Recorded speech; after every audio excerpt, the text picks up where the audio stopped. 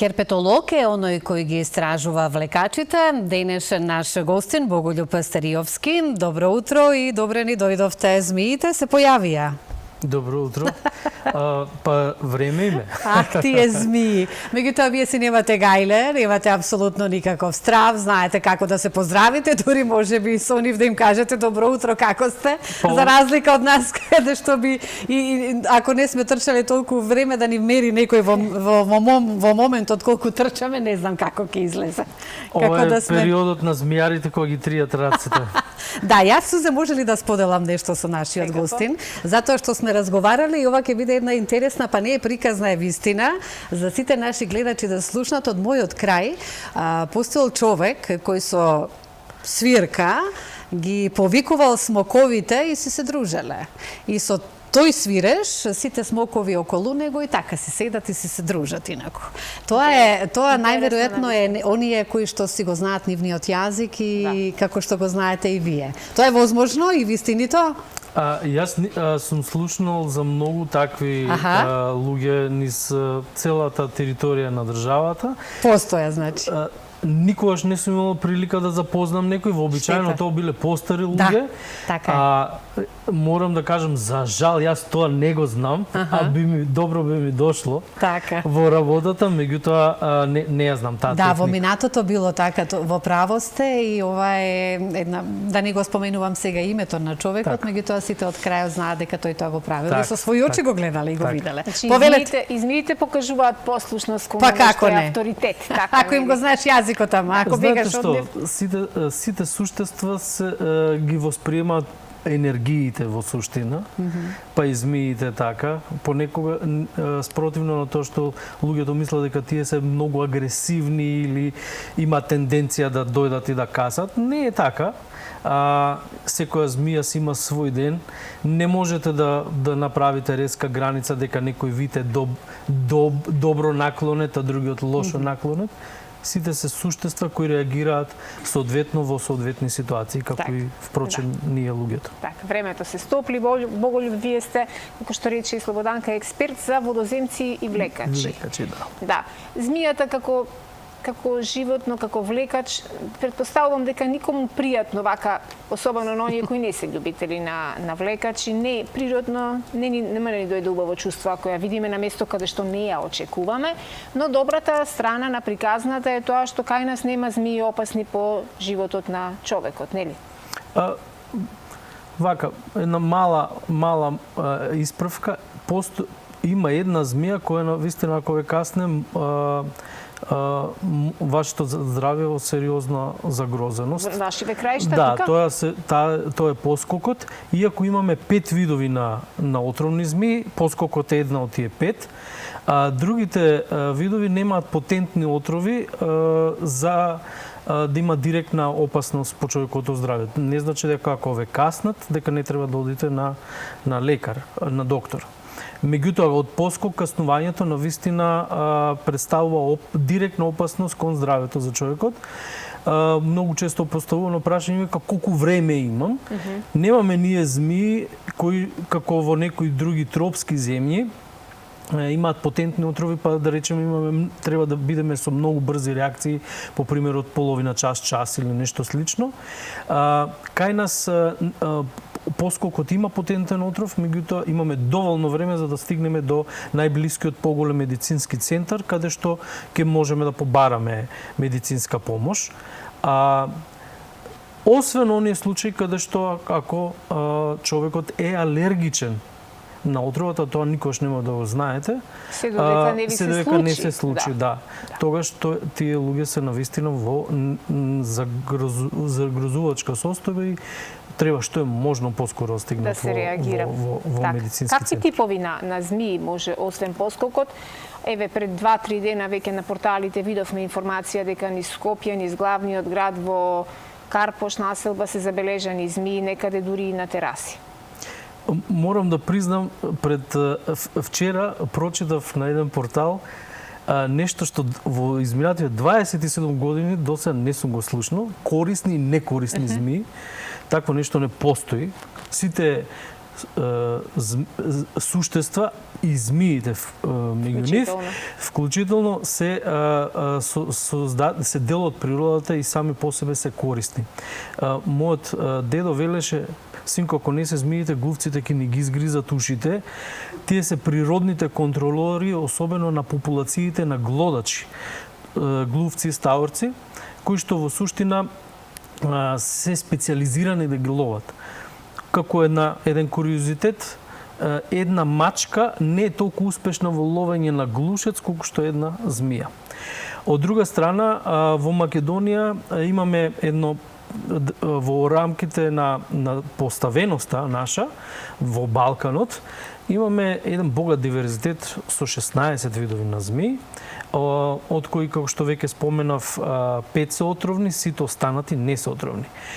3 видови се представници на родот на лутици, тоа се поскокот, шарката и остроглавата шарка, додека сите останати се припаѓаат на она група популарно наречена низ народот смокови. Спротивно на тоа што велат луѓето дека смок не е отровен, имаме 2 вида на смокови кои се отровни, меѓутоа, како што споменав на почетокот од разговорот, нивниот отров е многу слаб. Она што е интересно, што главно бројот на змии е расположен по ниските делови на земјата, за разлика од шумските и високите планински предели.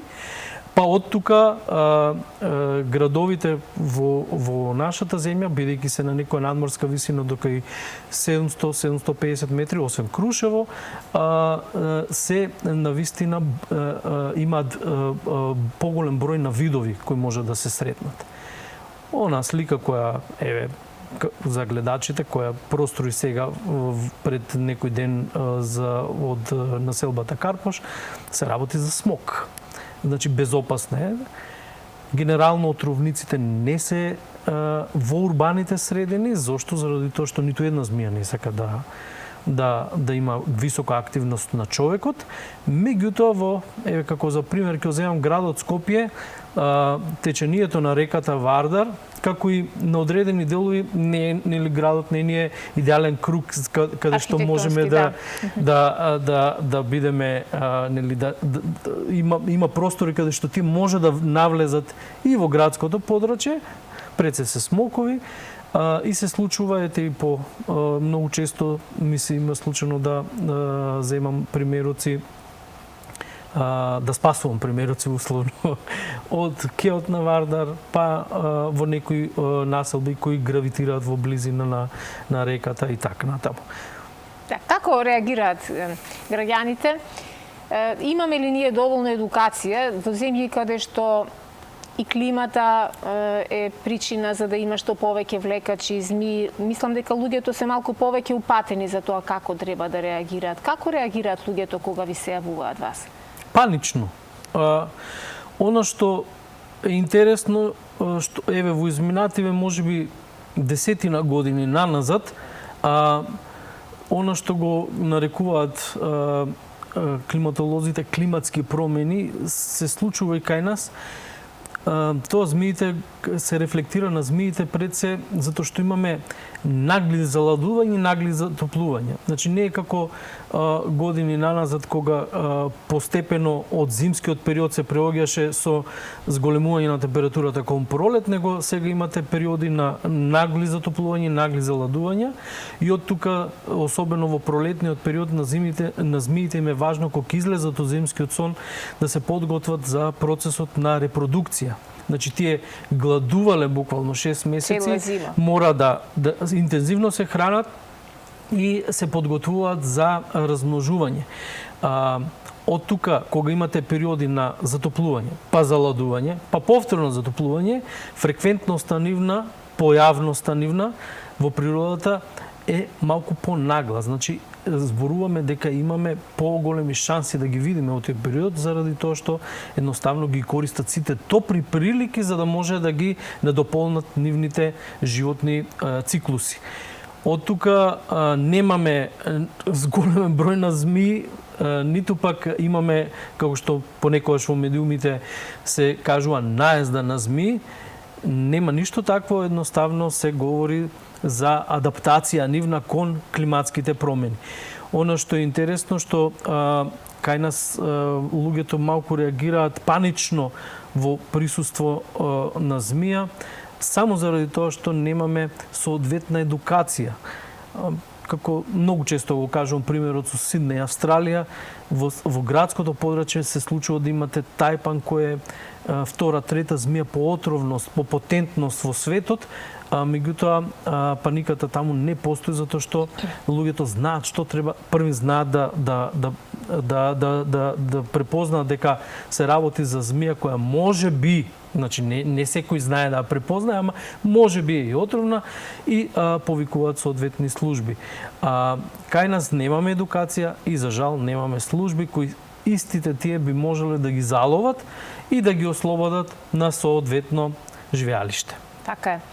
Дека луѓето генерално, честни исклучоци еве како вас, не сакаат змии, во тоа речи си сум сигурна дека луѓето не ги сакаат змиите, ама змиите ги сакаат ли луѓето, бидејќи од едно ваше посторо интервју слушнав дека змиите не сакаат воопшто да се движат таму каде што има луѓе. Така е. Змиите едноставно човековото присуство не го милуваат многу заради тоа што едноставно им ги бркате изворите на храна. Значи присуството на човек во суштина во природата говорам, знае да предизвика привремени нарушувања во однос на нивната заштита, бидејќи тие не восприемаат нас како опасност директна, освен кога ќе наидеме во нивна непосредна близина. Секоја змија тоа ќе се обиде да се одбрани доколку се обидете да ја фатите, тоа е инстинкт. Не се обидуваме да ја убиеме или нешто да ја направиме, змијата се плаши ли од нас? Се плаши, многу повеќе него ли ни однезе. Стратегијата на повлекување кај смоковите е панично бегање, затоа почесто ги гледаме смоковите, додека кај лутиците нивната стратегија е да се притаја, значи да не движат. Тоа е стратегија на поскокот. Тој чека вие да поминете, значи да помине опасноста и тој да едноставно да може да продолжи со собствената активност. Таму каде што си тргнал. Да резимираме во интерес на времето. Како да постапиме и како да велоцираме во момента кога пред нас се појави таму каде што не ја очекуваме некоја змија? Секогаш велам дека кога сме во природа мораме да бидеме подготвени за таму, значи долги панталони, високи чевли, особено кога се работи за тревни површини, особено површини каде што не можете да видите каде не може да видите колку што има пред вас или околу вас. И она што треба да се внимава каде седнуваме, да се провери местото, зборувам сега кога сме во природа нормално. Доколку ја сретнеме, ја заобиколуваме во широк круг, верувајте ми дека нема змија што ќе потрча по вас за да со намера да ве касне, него спротивно на тоа буквално ќе избега во спротивната насока, односно ќе избега во првата насока која што ќе смета дека е најбезбедна за да може да се сокрие. Треба да избегнуваме места кои што се каменити, осончани, заради тоа што исто така и тие го користат тоа, бидејќи се животни кои пред се нивната телесна топлина зависи од топлината која е во природата, односно атмосферската топлина. По колку повици добивате во текот на летниот период? Во просек од година до година зависи, меѓутоа да речеме околу 20 на повици во текот на годината се реализираат главно од територијата на градот Скопје. Така, како да ве најдат гледачите? Како да ме најдат? Гледачите можат во однос на змиите треба да се обратат кон Центарот за управување со кризи или да се обратат во зоолошката градина. 112 значи најбрзо. Да, заради тоа што тие знаат најдобро да ги упатат. Јас не можам да одговорам директно, бидејќи сепак не е моја професија да ги спасувам змиите, така реагирам во услови кога знам дека може да се треба да се спаси животното. Боголюб, многу ви благодарам што еве потсетивме 112 е бројот на кој што би требало првично да реагирате доколку има змија на место каде не ја очекувате. Се надевам дека и ова лето ќе имаме успешни приказни на оваа тема, па со некоја следна тема која повторно ќе ги тангира влекачите и водоземците, ќе се видиме некој следен пат. Ќе ми биде задоволство, благодарам. Благодарам многу. Ви благодарам со оглед тоа дека не сме многу едуцирани за змиите, треба почесто да ни гостувате за да се едуцираме. Секое добро.